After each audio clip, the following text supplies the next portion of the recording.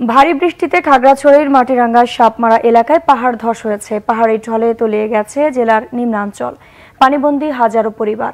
বৃষ্টি চলতে থাকায় পাহাড় ধস ও বন্যা পরিস্থিতির আরও অবনতির শঙ্কা রয়েছে। চেঙ্গি ও মাইনি নদীর পানি বিপদসীমার উপর দিয়ে বইছে। মাটিরাঙ্গা সাপমারায় ভোরে পাহাড় ধসে বন্ধ হয়ে যায় সড়ক যোগাযোগ। পরে ফায়ার সার্ভিস কর্মীরা মাটি সরিয়ে যোগাযোগ সচল করে। অন্যদিকে তলিয়ে গেছে দীঘিনালার 25টি গ্রাম। কবাখালী এবং মেরুং এলাকা ডুবে বন্ধ হয়ে গেছে রাঙ্গামাটির সাজেক ও লংগদুর সাথে খাগড়াছড়ির সড়ক যোগাযোগ।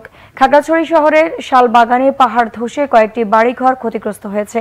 পৌর শহরের বিভিন্ন এলাকায় ঝুঁকিপূর্ণ বসবাসকারীদের নিরাপদে সরে যেতে মাইকিং করা হচ্ছে।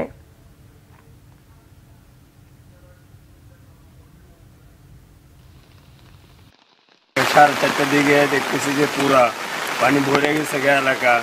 তারপরে এখন আমরা বর্তমানে মুসলিম পাড়া স্কুলে আর এবং অন্যান্য যারা ছাত্ররা আছে ওদের বাসায় এখন অবস্থান করছি। এখন মুসলিম পাড়া সব মানুষ স্কুলে গেছে, ভোররাত্র হইতে পানি তলায় গেছে, বাড়িঘর সব পানির ভিতরে আমরা স্কুল ঘরে আসতে নিচ্ছি।